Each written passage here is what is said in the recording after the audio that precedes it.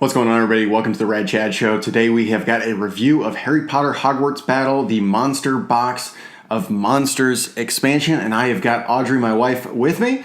But without further ado, let's jump into the intro and then find out what we think about this brand new expansion.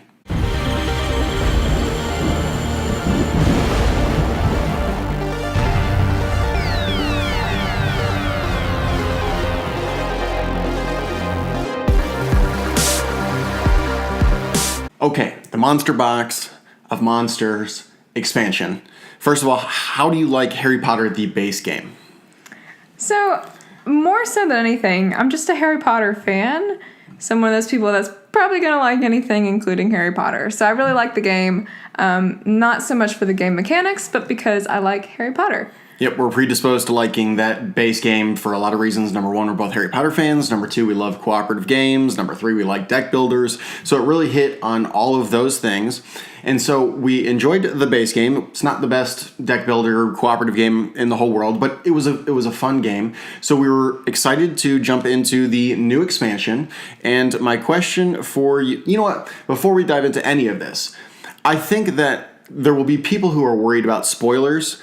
Now, the box expansion doesn't necessarily have a story per se, but it does introduce new cards as you open up new boxes. And so in that sense, this is not going to be a spoiler-free review because I do want to give very specific examples if we're going to critique the game. So, I mean, it's not going to be like I'm going to spoil everything in the whole wide world for you, but we will give specific examples. And so if you're worried about that, keep that in mind. The game introduces a lot of things. So number one is you have detention cards. These clog up your deck, basically. They're a negative card that just sits in there and soaks up cards. How did you feel about the detention cards in the game? Well, naturally, I hated them. It's not something you want in your deck, but I also feel like it added another level of depth to the deck builder. Beforehand, there really wasn't anything clogging up your deck except cards that you bought that didn't go well with your deck, which isn't really clogging. But this really just gave you a dead card, and they're tough to get rid of because there aren't that many cards in the deck of cards you can buy that helps you get rid of cards. So if you're lucky enough to get those cards, great, but you're never getting rid of those detentions unless you do. Yeah, so that's the second thing that it adds a culling mechanic so that you can permanently remove cards from your deck. I think that is in response to them adding these very negative detention cards. But to your point, the deck is so thick, especially when you get to finally box 4. I mean, you're adding in all game 1 through 7 from the base game, plus 1 through 4 of this expansion, those boxes, and then the deck of cards that you have to draw and buy from is so huge. It's literally about yay thick. That the odds of finding things within that deck that will help you remove cards from your deck is slim. Like, sure, there are a few, but also, like, there's a card, for example, I think it was like Dobby's Sock or something like that, and you would play that card, but you have to have a house elf to take full advantage of the card's special ability. Well, there's only a handful of house elves in the entire deck. So in the 4 games where we played, or the 4 boxes, I think we played maybe 6-7 times this expansion. I think we maybe saw one of those house elves come up in the game. I mean, they also added in this mechanic where if you don't buy a card, you can scrap all 6 cards that are out on the board, and you can put out 6 fresh new cards, which can help you get through that deck faster. But I'm pretty sure that in the rules it says you can only do that once per game. It's just not enough. I mean, you should be able to do it at least once per person per game. Otherwise, you're going to get about the top 20 cards, and that's all you're going to see. And who knows, maybe we were playing that rule wrong. Maybe it can be once per person per game, but I just felt like there needs to be a mechanic to help you go through that deck faster. It also adds in these objective cards. So there are 3 objective cards per scenario or per location per se, right?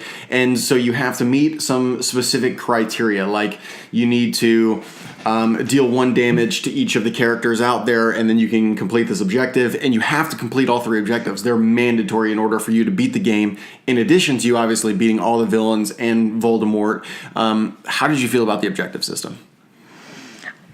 So they added something else to the game, which was, I don't know if it was totally necessary, but it also just made it that much harder. So it would have negative things that happened every turn. So on my turn, something bad would happen. On his turn, something extra bad would happen. Like those objective cards, they had negative side effects on them. And so it was another bad thing that happened. They were really tough to complete for the most part. Most of the time, we'd get to Voldemort, and we'd have almost the complete damage on Voldemort, and then we still couldn't complete the objective. Like, and then we were just stuck between not being able to kill Voldemort and not being able to complete the objectives. Yeah, it seems like the general theme of this expansion is to increase the difficulty of the base game. I think that the base game worked very well as a gateway game for new players to come into the board gaming hobby because it's got a theme Harry Potter that they could love. It had simple mechanics. It was easy. I actually liked that about the game. In this expansion, and the objectives are one main example of that, it really does increase the difficulty, and for me personally, it didn't do it in a thematic way. So you have these arbitrary objectives. Deal 1 damage to each creature. Buy things that cost a cumulative total of 7, or, play 3 cards that were all even numbered. And maybe that wasn't the exact one, but they're all arbitrary. They make no thematic reason for why you're doing that, and you have to do all 3. So what that does is it obviously you're forced into doing that, and you have to sort of build your deck around it. But because of other elements of the game being so difficult, like adding in detention cards into your hand, we'll talk about the creatures here in just a second, which now could cost money in addition to costing attack. The ability for you to build a strong deck in this game felt a lot more difficult, which made those objectives even harder. And so to your point, we would beat all the villains. That wasn't the difficult part of the game. The difficult part for us was, okay, cool, we can't beat this last villain, otherwise we're going to have to fight 3 people and Voldemort, so let's just sit tight here for now, wait until we finish all 3 of those objectives, then we'll move on to Voldemort. And I just like that lengthened the game and made it artificially more difficult in what I consider not a positive way. The other thing that it added was it added creature cards. So you had villains like Draco Malfoy, you had his dad, you had Death Eaters and other things like that from the base game. And now you've got a whole bunch of creatures. So for example, you've got Norbert. Is it Norbert? Norbert. Amongst, like for example, they really took cues from the 5th book. And there are people from the Triwizard Tournament, like monsters from that in specific. And anyways. That's the 4th book. 4th, 5th book, whatever. Anyways, what did you think about the creatures? I think I liked the creatures. Some of them had tough effects on them that happened every turn, but otherwise I thought it was interesting when you had to use money versus when you had to use fight and I feel like they brought a different kind of perspective to the game. I think that this is the one strong suit about the expansion, and we'll talk about our opinions overall of the expansion. Mine in general was that it's a very poor expansion, but the one thing that I did like was that this increases the variability of the game substantially with how many villains you can have out there, because you mix and match your villains and creatures basically, and you can have a lot of different combinations if you wanted to reset and replay the game by just mixing and matching those. And so it really doubles your villain pool. So I liked that. I liked how it also introduces, you can have Patronuses, which are basically the same thing as your special abilities from the base game. It also introduces some new character cards like Luna, and even new character cards for even existing characters like Harry, and then it also gives them some new special abilities. And I liked all of those. They just didn't have that big of an impact on the game for me. The other things we talked about, the detentions, the objectives, the new creatures, those were all, more of a staple of this game than just the new powers. So anyways, what did you think about just the expansion overall? Well, I'm pretty easily pleased. It's another Harry Potter thing, so I liked it. I liked it overall. I think I would prefer to play the base game, but I would play the expansion again. It's like I have a desire to beat it now. It's like it's so tough, and you're trying to figure out what's the best way to beat the game with those objectives in addition to your locations, in addition to your villains and creatures. And it's like I want to be able to beat it all. So it's like I have this desire to want to beat it, but I do recognize that it's probably not the best expansion. What do you think? Well, first of all, do you feel like it improved the game, and what specific about it improved the game? So even though I hated the detentions, I do think it improved the game. I feel like it would have been better if they'd had more culling mechanics to help you get rid of those. Otherwise, the level of difficulty increases way too high. And the creatures I do think were good. Otherwise, I just really don't feel like the objectives brought a whole lot to the game. I think that they had a lot of good ideas. Yeah. Those good ideas were very poorly implemented. If you took each one of these ideas and implemented them better, I think this would be a phenomenal expansion. I think that if somebody is looking to add more content to the base game, this certainly does that. And if you're looking to increase the difficulty, now in my opinion, it's an artificial increase that just really doesn't improve the game in any way, shape, or form. But if you did want to increase the difficulty of this game, this certainly does it. Now, you asked me what I thought of the expansion, and I find it terrible. I mean, I literally think this is one of the worst expansions I've ever played, and I hate to be that brutal on it, but it really exacerbates the biggest issue in the base game, which was, for me, the snowball effect of one bad thing leads into another, which leads into another. So we were just playing last night, and I had full health because I had just been stunned, and literally on my next turn, I draw dark arts, told me to draw another dark arts, told me to draw another dark arts, this person made me take damage, that person made me take damage, and before you know it, before I even had my turn, I was stunned all over again. And with things like the objective cards out there that sit and really can force you to take more damage or discard more cards or just have negative effects that are persistent, just like the villains are persistent, that further exacerbates the problem I just talked about. You have these detention cards, like yesterday, for example.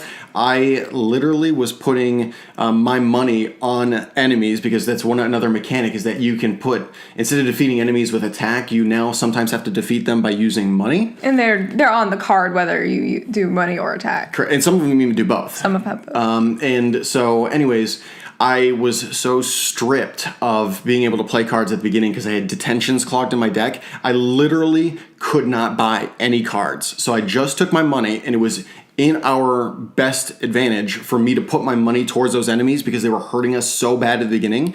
But what that resulted in was, for an entire game, I purchased like maybe 4 or 5 cards from the main deck, and I probably had twice as many detentions in my deck. And I think that that's a problem because the game is, the length of the game is lengthened so much. I mean, it's taken this game from what was a 30, 45 minute, maybe an hour tops game to an hour minimum, hour 15, hour 30 even, if you're going to play with this expansion box 4, everything included. It's for as simple of a game as this is, that's just too long. It can be too artificially difficult. The arbitrary objectives, the detention cards, nothing really improved the game. Decent ideas, I just wish they had been implemented better. So I really would give this a big pass. Again, unless you're like diehard Harry Potter, Hogwarts Battle fan, you want a ton more content, and you really just want to get beaten down by the game and lose all your health in one turn and have the tensions clogging up your deck. If you say yes to all that, go for it, buddy. But that's just my 2 cents. Now, how do you feel like the game looked? This is one of the few examples where I think stills actually look fine. I think the components are fine. Really? And I don't have any problems with them. Are you sure? Mm-hmm. Why did I complain about something that it looked like? Well, I was just looking at the back of cards versus the back of other cards. Oh my gosh, yes. That is such an important thing to know.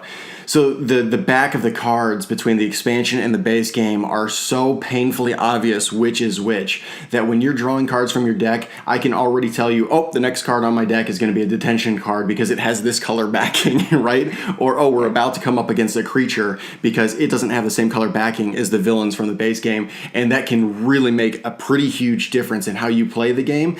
Also, it just doesn't look good. Yeah, I feel like they would just use what the back of the card they used for the base game, and it doesn't make sense why they would have changed the colors. Yeah, I don't know if that's just a first print run issue, if that'd be corrected in the future. But I mean, when we first opened up this game, that was major. It was pretty obvious. And I've only ever had that happen to me once before, and that was with Mage Knight. Most people don't have this issue, but with this game, that's a serious production flaw. So if that concerns you, I would keep that in mind, that the component quality is drastically different between the expansion and the base game. Anything else before we wrap up here? What would you give the expansion on a scale of 1 to 10? I'd probably give it a 5 or 6. Okay, so for us, the 5 or 6 is like average. It's okay. I'm willing to play it again if I'm in the right mood. Yeah. For me, I'd give it a 2. I go off of the BoardGameGeek scale, and a 2 is like bad. A 3 would be it's bad, but I could be convinced to replay it again, and I'm like somewhere in between there. I really thought you gave it a 2.5 last night, but after the game we played most recently, So on that note real quick, the game, so this is just an example of how bad luck you can have. So we flipped out our 3 villains from the very beginning, and 2 of those 3 villains said to reveal an additional Dark Arts card. So literally before we even started the game, we were going to have to be drawing 3 Dark Arts cards right from the get-go. And there was just absolutely 0% chance of success if you pull that kind of a draw. And I think that is an example of what happens far too often in this game. Yeah, I definitely agree. There are too many times that the dark arts cards are so bad that you get stunned almost every turn, like, undoubtedly. You know, I do want to talk about stunning for a second. So I got stunned 1,000,001 times last night, and I think that this is the game's problem, including the base game. Again, it's just worse in the expansion, is that becoming stunned is essentially like dying, but it never feels good to die. And yet you can do it 10, 12, 15 times over the course of one game. And it's so frequent to be frustrating, but not commonplace enough to not be frustrating. And on that note, it's like bad enough to be frustrating, but not so bad that you're like, oh, we're going to lose the game. Right, let's pack up and just forget it now. Right. So that's just one example of how this game can be frustrating. So anyways, hopefully this gives you guys a better understanding of what comes in the box, how it feels to play, and what our thoughts are of the game. So that is Harry Potter, the Monster Box of Monsters. And until next time, this was the Rad Chad Show. Thank you for watching the Rad Chad Show. Till next time.